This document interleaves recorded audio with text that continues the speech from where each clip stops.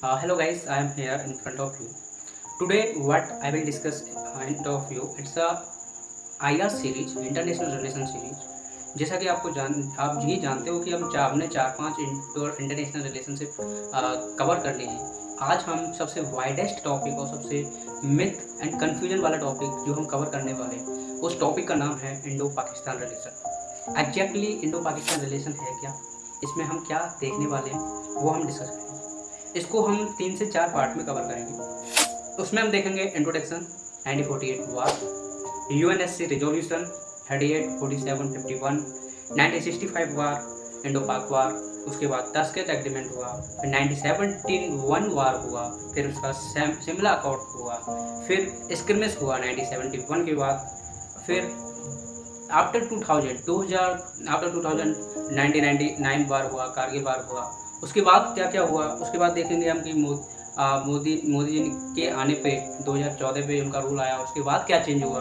फिर हम देखेंगे कि there is a lot of terrorist group, और Pakistan is a leading country जो टेररिस्ट ग्रुप को चला रही है और टेररिस्ट ऑर्गेनाइजेशन में इंपॉर्टेंट रोल प्ले करती है।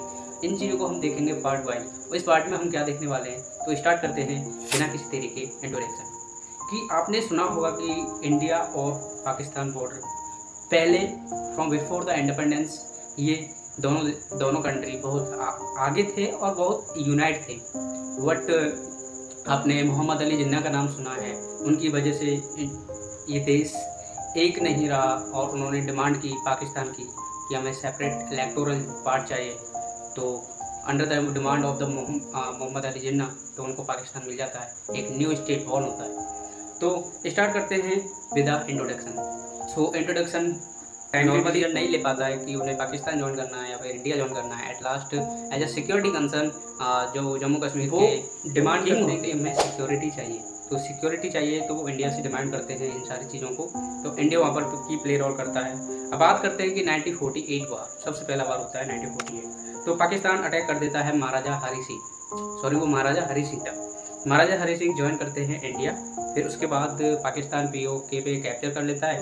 फिर कराची सीज फायर हो जाता है, एग्रीमेंट होता है जो कि उसमें यूएन मेडिटेटर बनता है। फिर यूएनएससी रिजोल्यूशन की बात करते हैं जो 38, 47। अब बात करते हैं यूएनएससी रिजोल्यूशन ये क्या था। जैसा कि ये केस जाता है यूएन के पास और यूएन डिसाइड करती है कि जहाँ बॉर्डर है वहीं रुक जाना चाहिए। और उन्होंने प्लेबिसाइट कंडक्ट कराने के लिए कहा था कि लोकल पॉपुलेशन की मर्जी है, वो इंडिया में जाना चाहें या पाकिस्तान में जाना चाहें, वो उनकी प्रेफरेंस है, वोटिंग होगी और उस पर उनके बेसिस पे करेंगे। लेकिन ये चीज़ नहीं हो पाई थी। अब क्यों नहीं हो पाई थी, इसके बहुत सारे रीजन हैं और प्री कंडीशंस थी कि रिमूव ऑल इट्स ट्रूप, की अपनी ट्रूप को हटा दिया जाए वहाँ से और नॉन लोकल पीपल्स को वहाँ से मूव कर दिया जाए। और फिर उसके बाद यूएनएससी आप प्लेस करते हैं ऑब्जर्वेशन कश्मीर की कश्मीर में शांति रहे। और 1965 में अगेन वार हो जाता है, फुल कंट्रोल ओवर कश्मीर, और कश्मीर पे पूरी तरीके से अच्छे से कंट्रोल कर लेते हैं। अब बात करते हैं कि यूएनएससी रिजोल्यूशन हो जाता है। फिर होता है आपका 1965 वार। और 1965 वार में क्या होता है देखते हैं। तो 1965 की वार बोलते हैं, जिसमें हम जो अपनी इंडियन आर्मी एक्ट करती है जिसे हम बोलते हैं ऑपरेशन गिलवाड़िया। तो इसमें क्या होता है कि गिब्राल्टर 1965 को ही चूज क्यों करती है, क्योंकि 1962 में इंडो चाइना वार होता है और उसमें हम हारे हुए होते हैं। 1963 में क्राइसिस आ जाती है, ड्रॉट पड़ जाता है, तो हमारा जो इकोनॉमिकल स्टेबिलिटी है वो डिसेबल हो जाता है, हमारा जो इकोनॉमी है वो पूरी तरह से हिल जाती है। तो पाकिस्तान सोचता है कि यही अच्छा मौका है कश्मीर लेने का या फिर अटैक करने का। तो 1965 बार को ईयर को चुना जाता है, लेकिन उनको ये नहीं पता। और उस टाइम पे क्या होता है, उस टाइम पे जो अपने first prime minister Jawaharlal Nehru, उनकी डेथ भी हो जाती है। फिर लाल बहादुर शास्त्री आते हैं, तो उनको समझते हैं कि ये जो रूलर है, जो नया रूलर है वो वीक रूलर है। लेकिन जो उनकी जो मिथ थी वो क्रश हो जाती है। तो नेहरू नहीं ले पाते हैं। लेकिन जब उन्होंने जय जवान जय किसान का नारा दिया तो उनकी आँखें खुल जाती हैं और यही टर्निंग पॉइंट होता है कि 1965 वार हमारे पक्ष में जाता है पूरा और हम इसे जीत जाते हैं। फिर इसमें जो मेडिएटर बनता है वो यूएसएसआर बनता है। वो क्यों बनता है, क्या रीज़न होता है, उसकी कई सारे रीज़न हम बात करेंगे। 1970 वार हुआ था तब बताएंगे कि कौन कौन से कारण हुए थे उसके। तो उस पर ब्रोकर यूएसएसआर बनता है। तो सीज फायर की बात होती है कि दोनों तरफ से सीज फायर किया जाए, तो इंडिया और पाकिस्तान फॉल बैक वापस आ जाते हैं 5 अगस्त 1965 में, और ये एग्रीमेंट हो जाता है अच्छे से।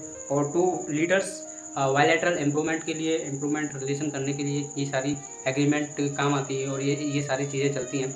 इसी बीच अपने लाल बहादुर शास्त्री की डेथ हो जाती है और टस्कत में हो जाती है जब वो जाते हैं, लेकिन वो वापस नहीं आ पाते।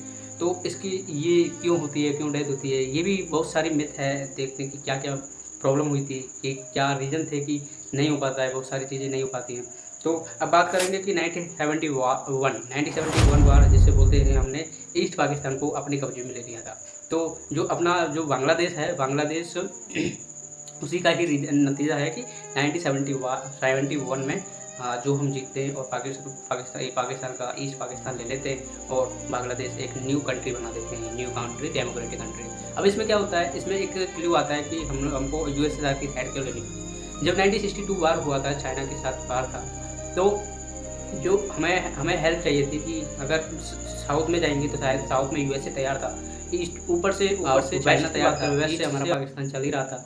तो उसमें हमको एक हेल्पर की ज़रूरत थी कि जब हम इस वार में हों तो ऊपर से कोई मेडिएटर करे। तो चाइना बीच में आता, लेकिन रसिया की वजह से चाइना नहीं आया। तो यही हमारा टर्निंग पॉइंट था विनिंग विक्ट्री में। अगर वो चाइना आ जाता तो हम ऑब्वियसली हारने वाले थे 1971 वार को। तो 1971 वार में ये होता है कि ये होता है, सब कुछ ले लिया जाता है और यही उसकी जो आज के जो यूथ्स हैं वहाँ के पाकिस्तान के जो आर्मी ज्वाइन करते हैं या फिर पुराने, उनकी यही बड़ा आशा है कि यार हमसे ईस्ट पाकिस्तान को ले लिया, छीन लिया, ये है वो है। तो वैसे ही वो टेररिस्ट ग्रुप बनाते रहते हैं और ऐसे ही करवाते रहते हैं। जो खालिस्तान सपोर्टर्स हैं उनको भी सपोर्ट करते हैं यही पाकिस्तान वाले। तो यही चीज़ होती है और बहुत सारे फैक्ट नज़र आते हैं, देखने को मिलते हैं। तो अब बात करेंगे हम शिमला अकॉर्ड। अब इसके बाद ये होता है, सीज फायर होता है। अब शिमला अकॉर्ड में क्या होता है जुल्फ़िकार और इंदिरा गांधी के बीच में, और उसमें ये बोला जाता है कि सेंड ऑफ प्रिजनर वार जिसे हम बोलते हैं जेनेवा कन्वेंशन, इसके द्वारा कि जो अपने इंडियन एयरफोर्स के जो पायलट थे अभिनंदन, उनको अपने देश में लाया गया था। तो इसी कन्वेंशन के द्वारा लाया गया था और जो शिमला अकॉर्ड इसी में हुआ था। तो इंडिया और पाकिस्तान का जो इशू रिजॉल्व हुआ था बायलैटरल मीन में ओनली, वो no inclusion of the third party state and use of violence, कोई भी वायलेंस नहीं हुआ था और थर्ड पार्टी भी नहीं आई थी। तो उसमें शिमला अकॉर्ड हुआ और उसके बाद शेख मुजीबुर रहमान को फर्स्ट प्राइम मिनिस्टर बना दिया गया था बांग्लादेश का, और यही सबसे विक्ट्री पॉइंट था और यही सबसे पाकिस्तान के लिए बड़ा थी। अब पाकिस्तान कैसे कम बैक करता है, क्या बदला लेता है, क्या क्या चीज़ें देखने को मिलती हैं पाकिस्तान को, लेकिन हमने तो हिट कर दिया। अब वो क्या करेगा आगे के हम पार्ट 2 में देखेंगे, और इसके कंसिस्टेंटली पार्ट 2 में क्या क्या देखने वाले हैं, क्या होता है, पाकिस्तान क्या रिएक्ट करता है, क्या हमारे जो रिलेशन है वो इम्प्रूव होंगे या फिर ऐसा ही चलता रहेगा, ऐसे ही टेररिस्ट अटैक होते रहेंगे, ऐसे ही Pulwama attack, there is a lot of attack. उसके पीछे रीजन क्या था, कितने टेररिस्ट ग्रुप चल रहे हैं, कितने काम आने वाले हैं, या कितने हमने न्यूट्रलाइज कर दिए। इंडियन आर्मी ने, इंडियन एयरफोर्स, इंडियन नेवी ने न्यूट्रलाइज कर दी। उनको हम पार्ट 2 में देखेंगे। तब तक के लिए जय हिंद, और इस वीडियो को लाइक करो, शेयर करो, सब्सक्राइब करो। ओके, जय।